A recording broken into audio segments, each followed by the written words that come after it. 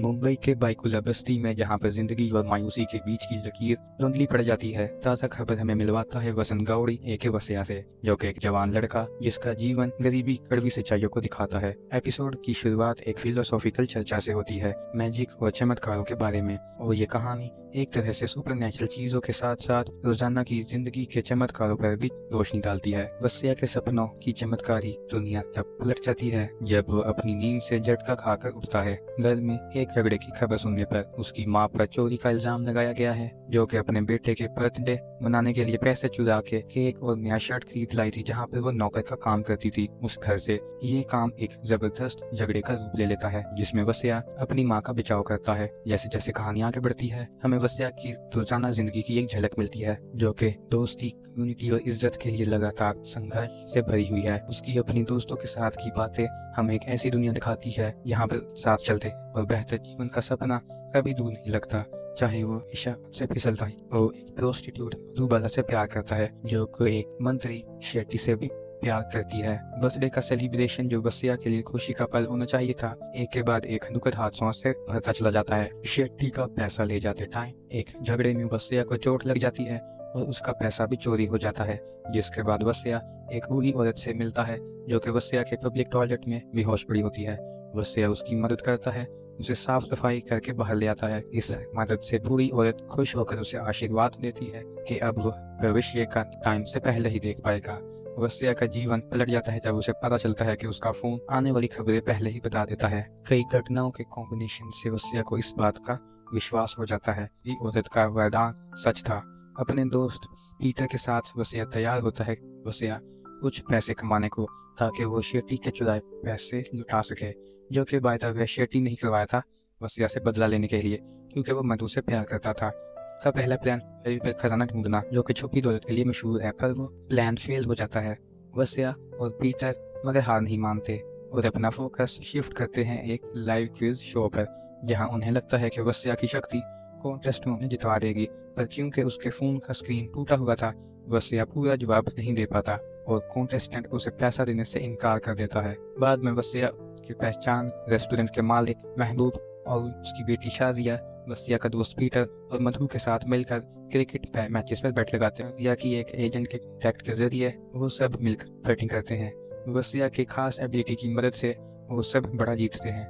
जीतने के बाद वसिया अपना कर्जा अतुल शेट्टी को चुका देता है और मधु उस ब्रोथल से आजाद करवा लेता है। लेकिन असली खेल तब बदलता है जब वसिया शाजिया और उस आशिक की मदद से टॉप कॉइन में इन्वेस्ट करता है और ये उनके लिए जैकपॉट साबित होता है। ये प्रॉफिट ने सोसाइटी के किनारे से उठाकर अमीरी और ताकत के दरवाजे पर ले आता है, पर ये बदलाव दूधारी तलवार की तरह होता है, जो कि एक तरफ नए जीवन का वादा करता है, लालच और भ्रष्टाचार का भूत भी साथ ले आता है। मधु के जाने से शेट्टी का दिल टूट जाता है और वो आपा के घर में मधु के कमरे में जाके अपना समय बिताता है। पहले कभी कदम भी नहीं रखता था, लेकिन टाइम से पार्टी बदल लेने के कारण वो मुख्यमंत्री बनने का उम्मीदवार बन जाता है और जीत भी जाता है। इसी बीच वसंत अपने पैसे से लगातार बैटिंग करता रहता है और जल्दी शेट्टी के रेडार में आ जाता है, जो ये समझता है कि वसंत मैच फिक्सिंग करेगा। अब आगे टैप से वसंत किस्मत भाई के पास पहुंचता है बड़ा बैटिंग करने के लिए, पर शेट्टी उसे बैटिंग के जुर्म में पुलिस से अरेस्ट करवा लेता है और इससे वसिया की ईगो को बहुत चोट पहुंचती है। तो वो पुलिस वालों से डील कर लेता है और कहता है कि उन्हें भी पैसे जितवाने में मदद करेगा।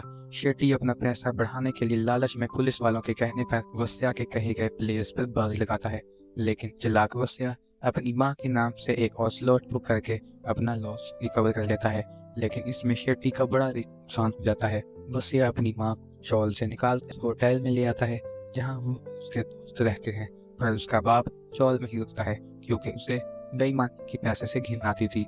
वसिया अपने दोस्तों के साथ बिहेवियर भी धीरे धीरे बुरा होता जाता है। वसिया के प्रति इज्जत भी उसी के साथ कम होती जाती है। वसिया के पास एक कारखाने में आग लगने की खबर आती है, लेकिन वो किसी की मदद करने से खुद को रोक लेता है ताकि किसी को उसकी शक्तियों के बारे में पता ना चले।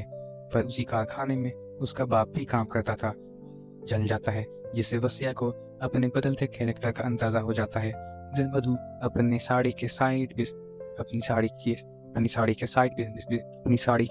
बिजनेस को फुल टाइम बिजनेस बना लेती है और अपने पुराने कोठे के लड़कियों को भी नौकरी देती है। धीरे धीरे पैसा, ताकत और पहचान आने के साथ वसंत गरूर और मेगलोमैनिया का शिकार होने लगता है।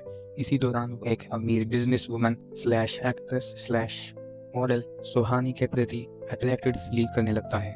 मधु को इससे काफी बुरा लगता है, लेकिन कोई भी वसीयत का साथ पूरी तरह से नहीं छोड़ता, क्योंकि उन्हें उम्मीद थी कि अंदर ही अंदर वो एक अच्छा इंसान है। इसके बाद वसिया अपना सबसे पुराना बदला लेता है। जिस आदमी के पास उसकी माँ काम करती थी, यानी कि वो वसंत को अपना बंगला बेचने से मना कर देता है, क्योंकि इसमें उसकी मरी हुई पत्नी की यादें थी। तो वसंत उसका जान से भी फेवरेट कुत्ते को किडनैप कर लेता है। का डील मानना ही पड़ता है। इसके बाद वसंत अपनी माँ को वो बंगला गिफ्ट करता है और अपना सबसे बड़ा वादा पूरा करता है। नए साल की रात वसंत अपने नए घर में पार्टी रखता है, जिसमें उसके बिजनेस एसोसिएट सब शामिल होते हैं। पार्टी के बीच अचानक शेट्टी आ जाता है और साथ में वसंत के बाप अशोक को अपना जूता साफ करने वाले नौकर के रूप में लेकर आता है।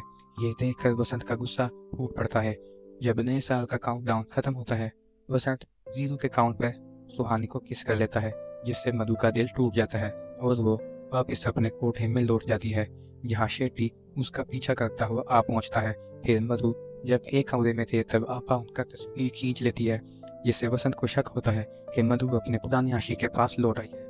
बाद वसंत अपने पुराने चोल वाले घर लौटता है और देखता है कि उसका बाप उसके कमरे में सो रहा है। तभी वसंत को अपने फोन पर फ्यूचर की एक न्यूज देखने को मिलती है, जिसमें बताया जाता है कि अनजाने कारण से उसका खून होने वाला है। शायद सेकंड सीजन में दिखाया जाएगा कि जावेद जाफरी का कैरेक्टर वो आदमी होगा जो कि वसंत को मारना चाहता होगा। शायद वो शेट्टी से भी बड़ा नेता हो सकता है, वसंत के राज को खत्म करने की कोशिश करेगा। अभी देखना ये है कि वसंत के दोस्त वसंत का इस मुसीबत में साथ देते हैं या नहीं। को ताज़ा खबर कैसा लगा हमें कमेंट्स में बताइएगा।